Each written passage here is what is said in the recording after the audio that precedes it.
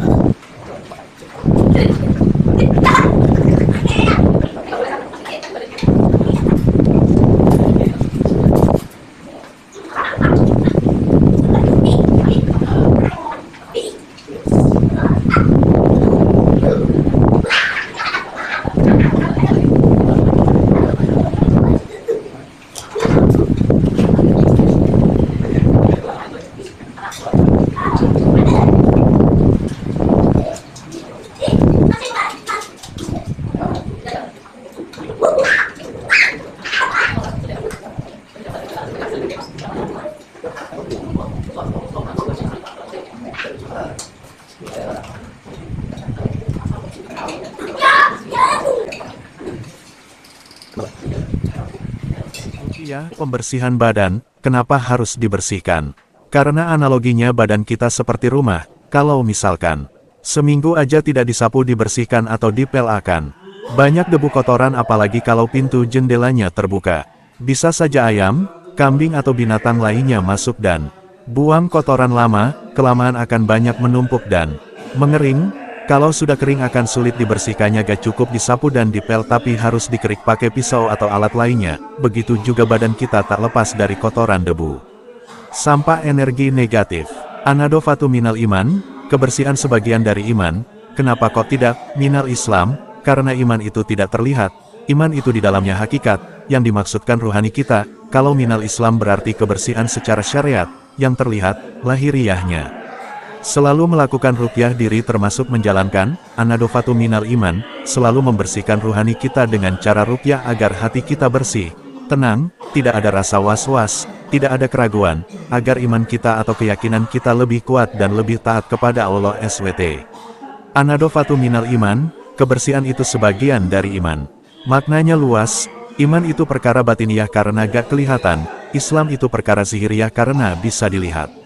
Orang iman kepada malaikat itu perkara batin, kalau orang menjalankan sholat itu bisa dikatakan orang Islam, karena sholat itu perkara zohir, kelihatan.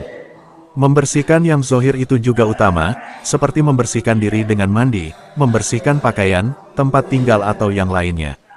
Cara membersihkannya bisa disapu, bisa dicuci dengan deterjen paling handal kalau bisa. Namun membersihkan batin juga tak kalah penting, membersihkan kekotoran yang ada di dalam batin, penyakit iri, penyakit dengki, ria, ujub, sombong dan yang lain sebagainya. Membersihkannya dengan zikrullah kasiron. Efek saat diruqyah, dongkrak. Tubuh kita ini ibarat sebuah rumah yang mana rumah itu ada pintunya, ada jendelanya, ada dindingnya, ada atapnya dan lain-lain. Rumah sebagus apapun setiap hari tidak bisa lepas dari debu, kotoran sehingga setiap hari harus dibersihkan. Walaupun hari ini rumah kita sapu, kita pel sampai bersih, apakah besok paginya tetap bersih? Jelas tidak, pasti besoknya akan kotor lagi sehingga harus disapu lagi. Begitupun dengan diri kita, dalam diri kita ada pintu ruhaninya serta ada fasilitas yang lainnya. Dalam diri kita tak bisa lepas dari kotoran hati, sampah ruhani, energi negatif, aura buruk dan lain-lain sehingga harus dibersihkan. Nah, sapu, pelan itu ibarat ruqyah cleaner. Hari ini kita setelah diruqyah bersih, apakah selamanya tetap bersih? Jelas tidak, besoknya lagi, seminggunya lagi, sebulannya lagi pasti akan kotor lagi. Maka jangan bosan untuk diruqyah, jangan berhenti untuk diruqyah, seperti halnya jangan berhenti untuk menyapu rumah setiap hari. Sekarang bagaimana efek akibat yang akan terjadi saat diruqyah? Setiap orang yang didongkrak diruqyah itu tidak akan sama karena kapasitas dan background rohani setiap orang juga berbeda-beda. Berikut ini yang akan terjadi saat diruqyah. Muntah, mual, menangis, teriak histeris, kontraksi, ngamuk, muntah darah, keluar keringat, tidur, pengen buang air besar, pengen buang air kecil, mencret, sakit kepala, kentut, sendawa, bersedih, berlinang air mata, pingsan dan lain-lain. Jadi saat diruqyah tidak mesti semuanya muntah dan tidak mesti semuanya kontraksi berbeda-beda. Seperti tiba-tiba pasca diruqyah BAB terus 2 hari itu bagus karena toksin, racun-racun dalam tubuh semuanya pada keluar bersih. Itulah beberapa efek saat diruqyah. Tetap semangat membersihkan diri dari kotoran, sampah rohani jangan pernah berhenti dan jangan pernah merasa bersih, justru semakin merasa bersih, semakin akan tambah kotor diri ini. Tagar saling menguatkan.